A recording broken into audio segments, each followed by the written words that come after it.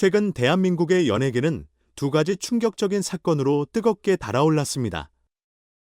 한쪽에서는 국민적인 사랑을 받아온 코미디언 이용식이 자신의 재산 분배 계획을 두고 가족 간의 복잡한 이야기를 공개하며 논란의 중심에 섰고, 다른 한쪽에서는 일본인 방송인 정우성이 모델 문가비와의 사이에서 태어난 아이와 관련된 논란으로 대중의 시선을 집중시키고 있습니다.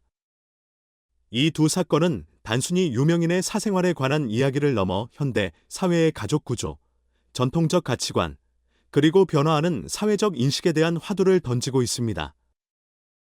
이용식은 대한민국 예능계에서 오랫동안 활동하며 사랑받아온 인물입니다.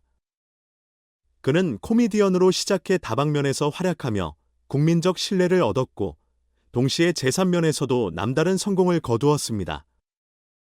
그의 부동산 자산은 서울 강남의 고급 아파트와 상업지구에 이르기까지 넓게 퍼져 있으며, 상장된 기업들의 안정적인 수익도 그의 자산을 뒷받침하고 있습니다. 전문가들은 그의 재산이 수조 원에 이를 것이라고 추정하고 있지만, 그의 성공은 단순히 경제적 성취에만 머물지 않습니다. 그는 수십 년간 대중의 사랑을 받으며 한국 엔터테인먼트 역사에서 중요한 위치를 차지해왔습니다.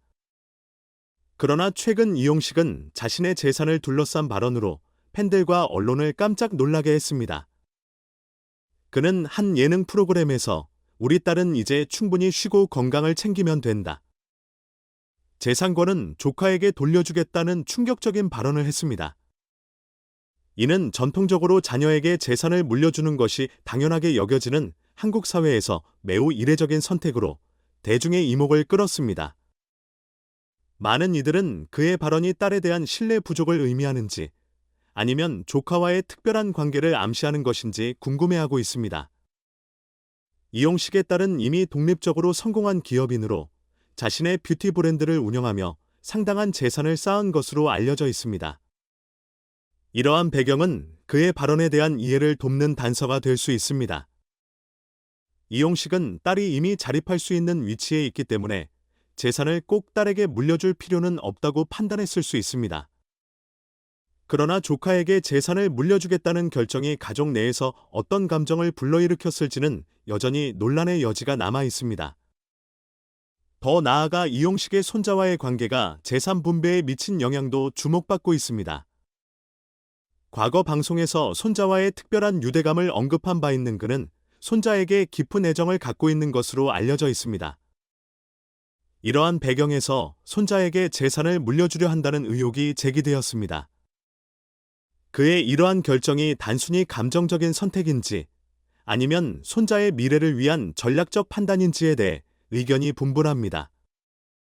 이와 동시에 그의 딸이 이 결정을 어떻게 받아들이고 있는지에 대해서도 대중의 관심이 쏠리고 있습니다.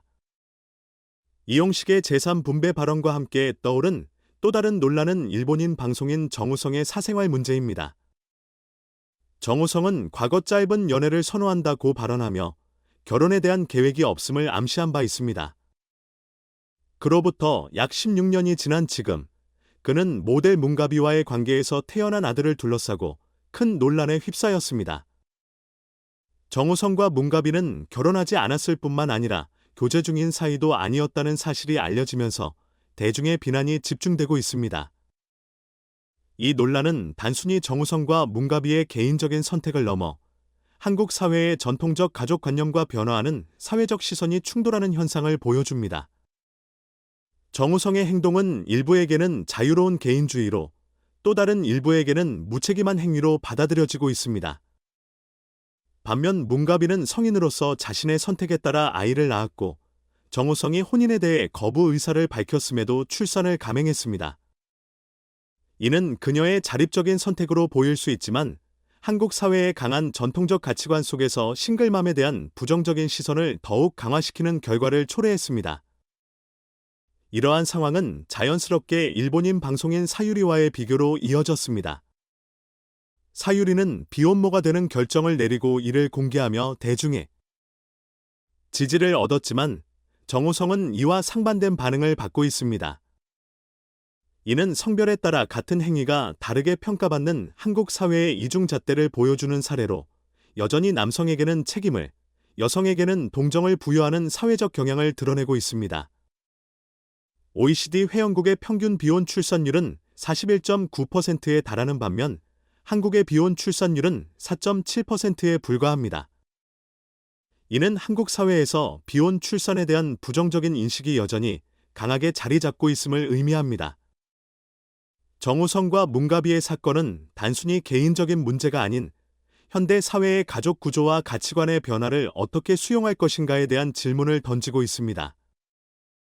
이용식과 정우성 사건은 각각의 맥락에서 현대 가족의 의미와 재정적, 감정적 유산이 어떻게 분배되고 받아들여지는지에 대한 복잡한 논의를 촉발시켰습니다.